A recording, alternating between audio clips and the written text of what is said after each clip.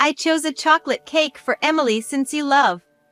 You like chocolate, don't you? Mom, if you eat that, you'll die. My daughter, Jennifer, quickly swapped my cake with Bob's. I hesitantly took a bite. Jennifer began to eat her cake too. As Bob bragged about how he had reserved this cake a month in advance and how delicious the crushed nuts on top were, he suddenly began to choke. Bob's face turned bright red, he struggled to breathe, started foaming at the mouth, shivered, and then collapsed to the floor. My name is Emily. I'm 36 and work for a food inspection company. I live with my husband, who is 2 years older than me, and our 7-year-old daughter, Jennifer. I met Bob in a college club, and after we both got jobs, we started dating and got married 2 years later. The next year after our marriage, we had our daughter Jennifer. Jennifer was a late bloomer, she started walking when she was 2. We got her checked out at various hospitals, but they found no abnormalities. Every hospital said that it was just individual differences and suggested waiting to see how she progresses. At first, Bob was extremely worried. However, he became frustrated with Jennifer's delays in speaking and walking and began to ignore her. My mother-in-law, Diane, always disliked Jennifer, assuming she had a disability, and never held her. Only my father-in-law was affectionate to her, often telling me with a smile how unique and wonderful she was. It made me really happy. Bob had been very kind until we got married, but with Jennifer's issues, he was always grumpy at home. If something didn't go his way, he would slam the table or stomp loudly on the floor, always making a loud noise. Every time he did that, I'd get scared and shrink back. Bob's behavior stressed me out, causing hormonal imbalances, leading to menopause, and I couldn't have any more children. I remember sobbing with my head buried in the pillow.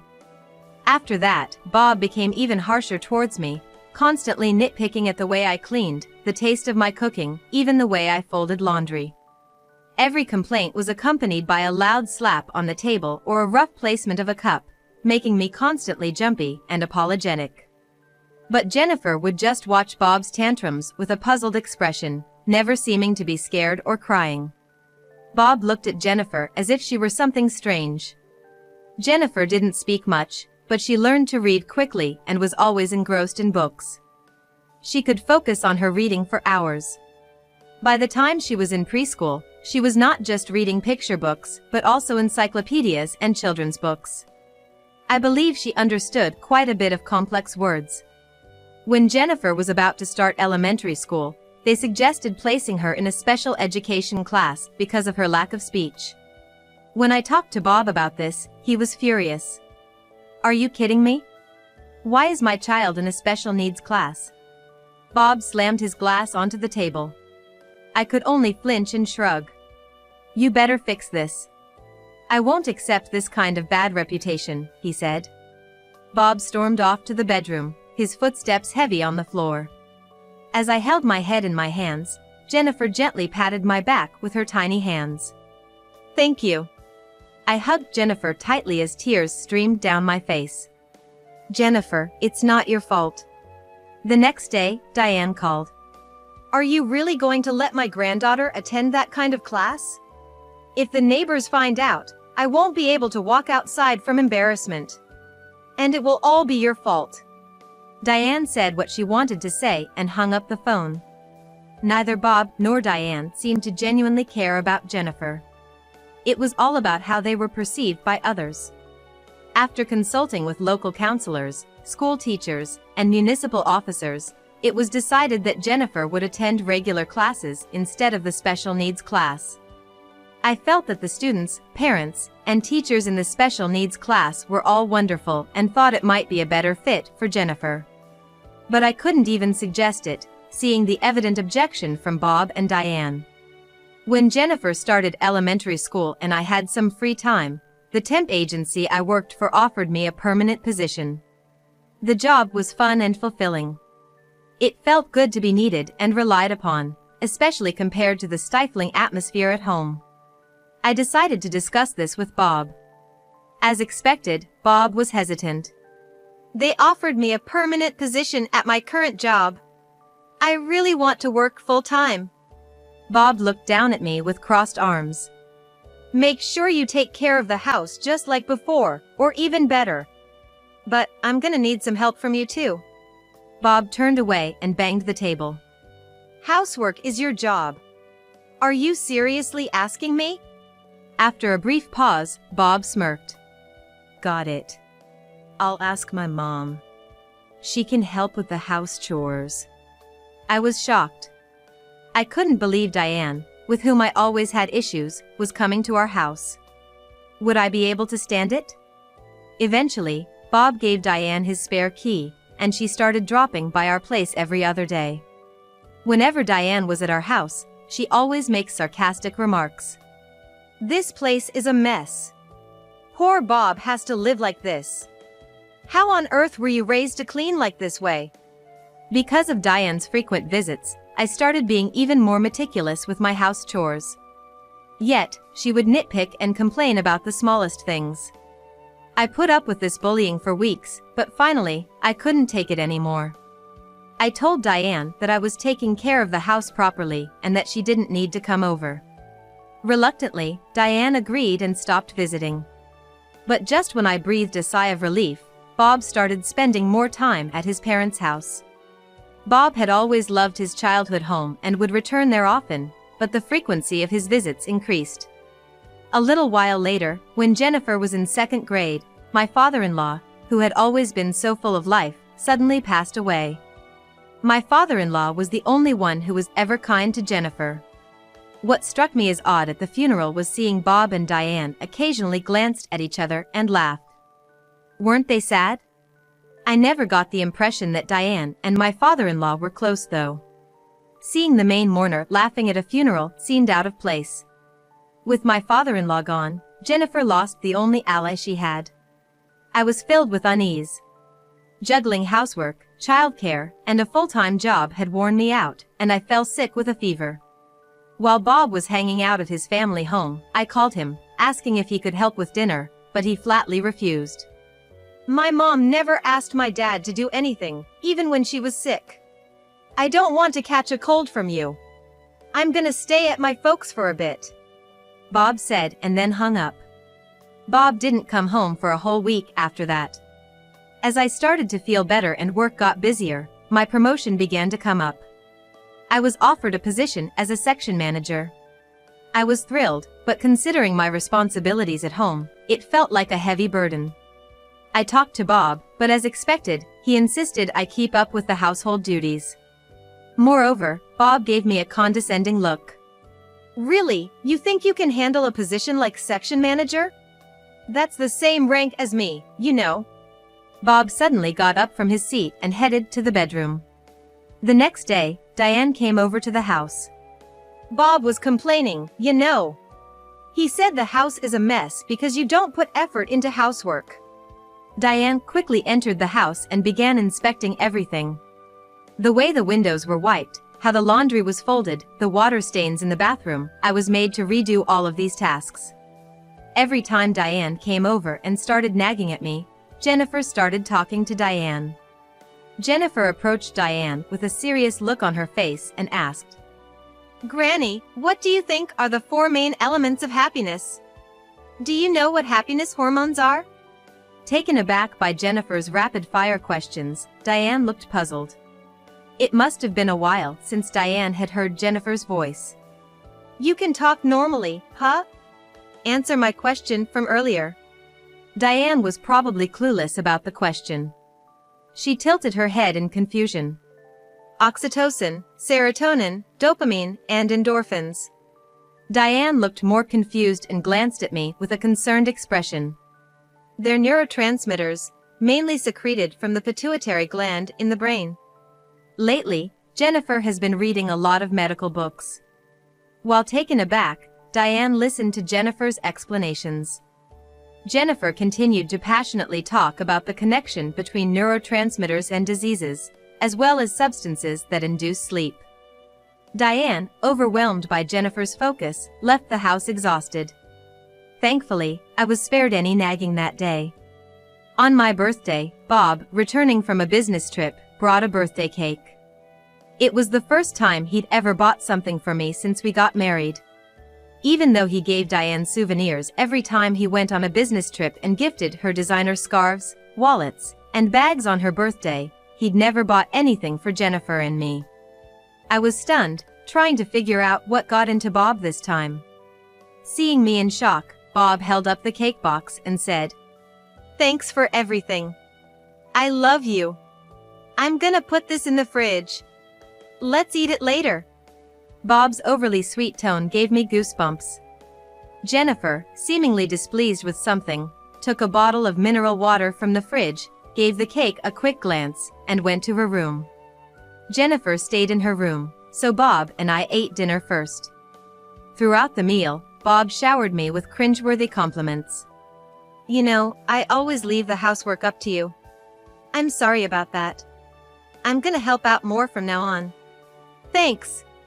Although I found his words uncomfortable, I just nodded along, not wanting to upset him.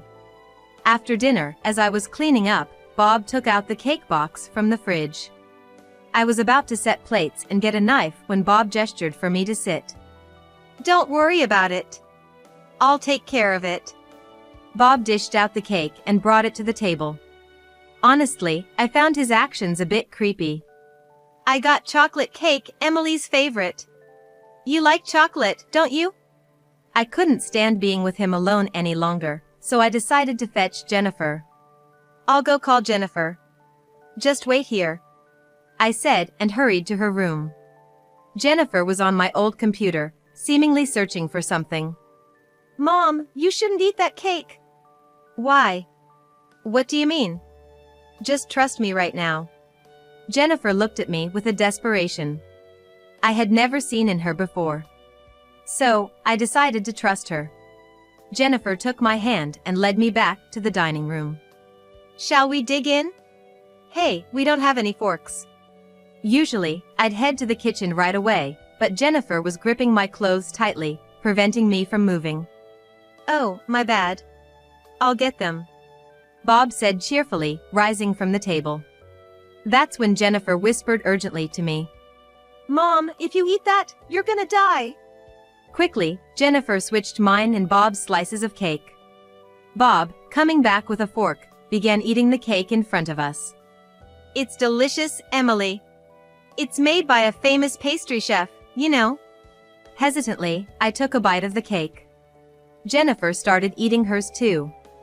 As Bob proudly rambled about reserving the cake a month in advance and how the crushed nuts on top were delicious, he suddenly began to choke. Bob's face quickly turned red, his breathing grew labored, he started to foam at the mouth, and then he collapsed onto the floor. It looked like an anaphylactic shock from an allergy.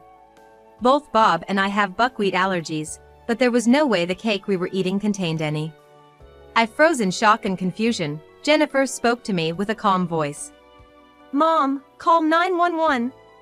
Jennifer handed me her phone. Snapping back to reality, I called the ambulance. Jennifer turned Bob to his side and urged me to hit him hard on the back. Doing as instructed, Bob spit out the cake he had eaten. His breathing seemed a little easier after that. Bob was semi-conscious, murmuring buckwheat, buckwheat. Even in the ambulance, he kept mumbling the same, and an EMT told me to sit next to him for comfort. I did as I was told and sat beside Bob. After receiving treatment at the hospital, Bob was out of danger. For precaution, he was kept for a few days. I wondered how Jennifer knew something life-threatening was gonna happen. I returned home after completing the hospital admission procedures, all the while pondering the mystery. Jennifer showed me a wrapper she pulled out from the trash. "Look, Dad threw this in the kitchen trash." It was a wrapper from buckwheat cookies. Jennifer continued. "The cake box Dad brought home had a sticker half peeled off." Jennifer said she checked the kitchen trash and found an unfamiliar wrapper, so she looked it up online. She discovered that the cookies contained buckwheat flour and warned me about it. I still can't believe that the crushed nuts on the cake were actually crumbled buckwheat cookies. I recalled Jennifer's warning that she was like, "Mom, if you eat that, you're gonna die," and shuddered. If Jennifer hadn't been so quick-witted back then, it would have been me eating that cake right now. The thought of me lying in a hospital bed, taken by an ambulance, sent chills down my spine. Did Bob really tamper with the cake intending to take my life? I pulled out my phone, ready to make a call. I need to tell the police right away. I think you should reconsider. I jumped in surprise at Jennifer's voice. Why? Jennifer began to explain calmly. Dad's the one who collapsed. If you report it, the police might suspect you. A sense of dread clouded my vision. She was right. Going to the police might only make me a prime suspect. I felt an overwhelming sense of despair, wondering what to do. Don't worry, Mom. I'll handle it, Jennifer reassured. Jennifer went into Bob's study and began to search for something. Bob had always told me not to go in without permission, and I had rarely ever entered. Jennifer started rummaging through a drawer and flipping through a notebook. Dad's always been meticulous. He must have written something down. She stopped and showed me a page from the notebook. It was a revelation. My father-in-law had been a victim in a similar way. The note detailed how to mix crushed buckwheat cookies into seasoning. What was even more shocking was that Diane was involved in this sinister plan. They were conspiring together. At the bottom of the page, it read next Emily's birthday. I clenched the notebook tightly in my hands. It's okay, that's why. Jennifer said, her voice strained, trying to comfort me. At that moment, I realized I was shaking more from anger than fear. After what he did to my father-in-law, he was after my life. I made a vow deep within. I would never forgive Bob and Diane. With determination in my heart, I spoke to Jennifer.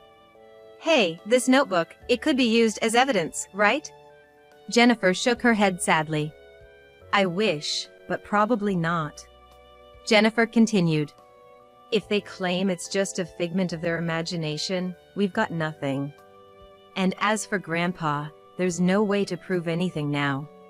I hung my head deep in thought. You're right. Without concrete evidence, they can weasel out of it. Jennifer gripped my hand tightly. I'll find the evidence. I promise I'm gonna protect you. We'll send those two to prison. Encouraged by Jennifer's words, I nodded with determination and squeezed her hand in return. If they want a fight, we'll give them one. For Jennifer, and for my own sake, I was resolved to protect my life and avenge my father-in-law. Jennifer and I swore to take revenge on Bob and Diane. We started preparing for our final confrontation. The first step was to lure them into our house. I asked Diane to tell me Bob's favorite dishes since I wanted to cook for him when he got out of the hospital. Without any suspicion, Diane came over. I didn't want to be with Diane for even a second, but I held my tongue and learned her recipes in the kitchen. Meanwhile, Jennifer went through Diane's purse and found the buckwheat cookies. Swiftly, Jennifer took just one of them. The next day, I brought the buckwheat cookie to work and requested a composition test. Who would have thought that working in a food inspecting company would come in handy at a time like this?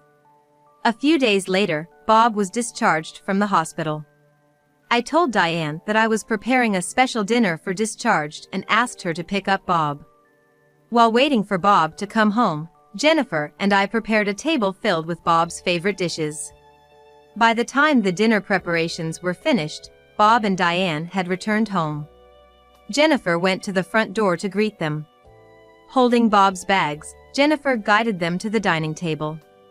Mom and I made today's dishes, taught by Grandma. Bob, pleased, took his seat and began eating. Diane too seemed to enjoy her meal. After a while, puzzled expressions formed on their faces. Hey, Mom, look at that. Bob whispered to Diane, gesturing subtly. Oh my God. Diane exclaimed, staring at something on the table, her eyes widening in shock. So startled. She even dropped the fried chicken she was holding with her fork. And she didn't seem to notice. Bob and Diane stopped eating. Trying to lighten the mood, I asked Bob. Is the seasoning all right? I guess I can't make it quite like your mother did. They both heads down and were like, no, it's not that and it's delicious. I beamed a big smile at them. This seasoning isn't just tasty. It seems to be quite invigorating too. My father-in-law had told me about it a while ago, I mentioned.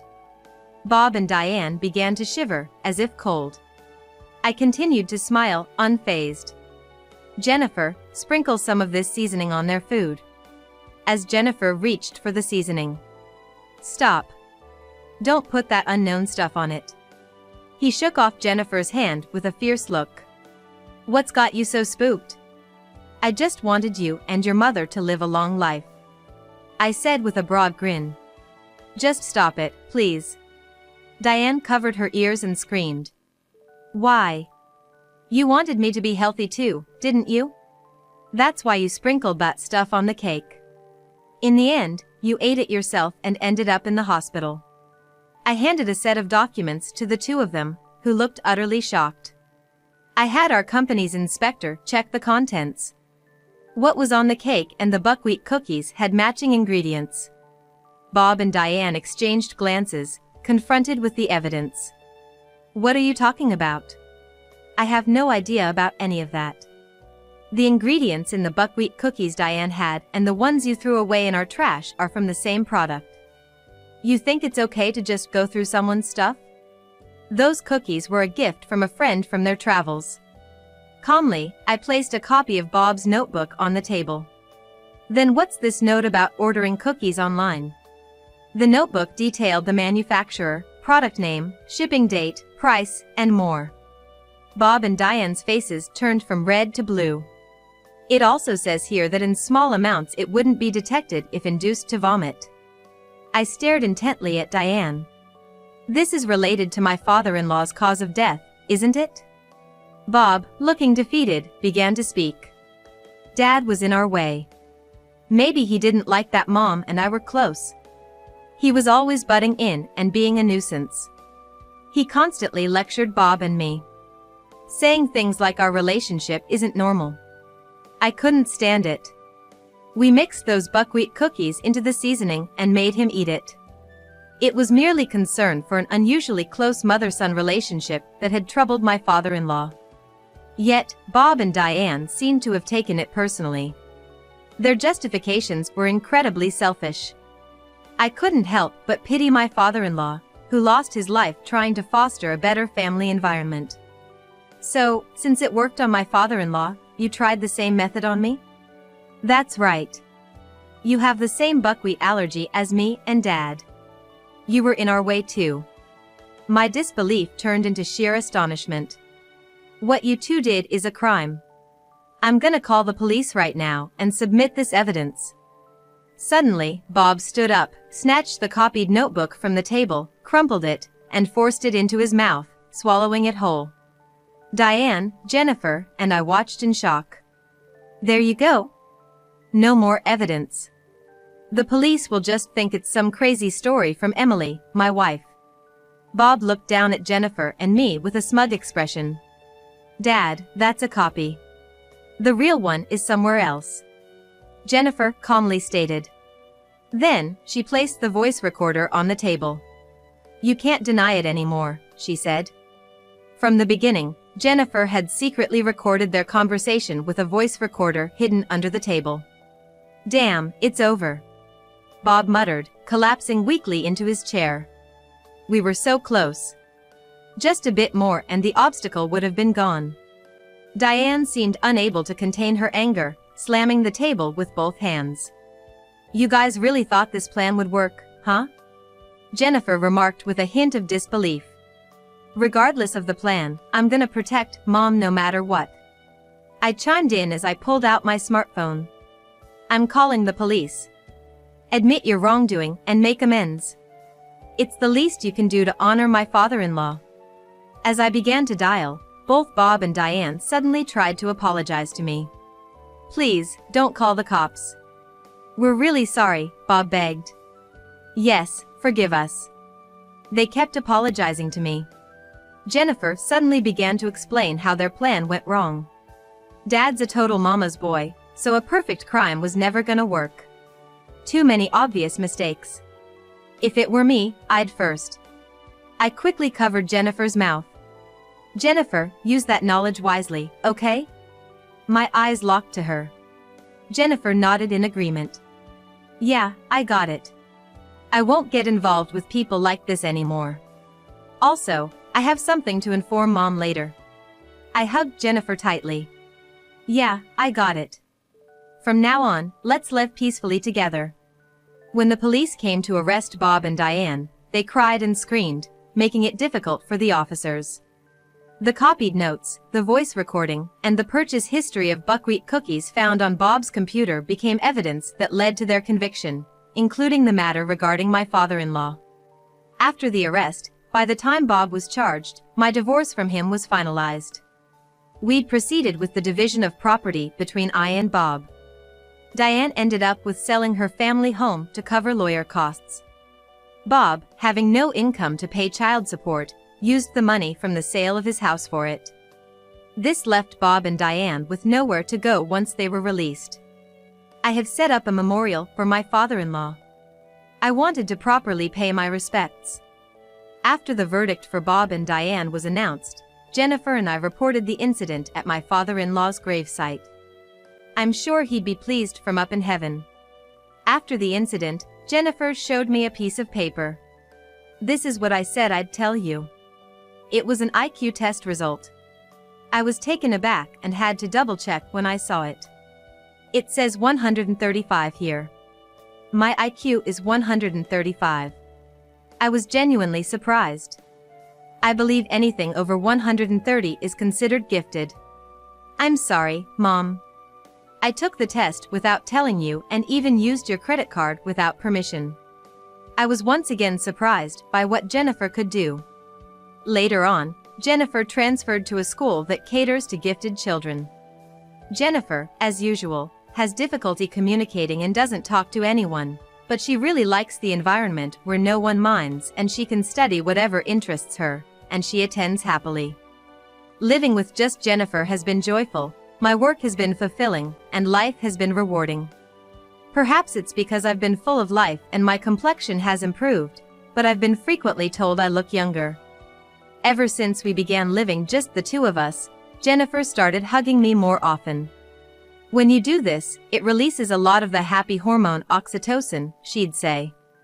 I'm still not exactly sure where oxytocin comes from, but it surely makes me feel happy. And to my delight, my menstrual cycle returned. Maybe it's thanks to this happy hormone Jennifer mentioned. From here on out, I'm gonna live with Jennifer, keeping our smiles bright.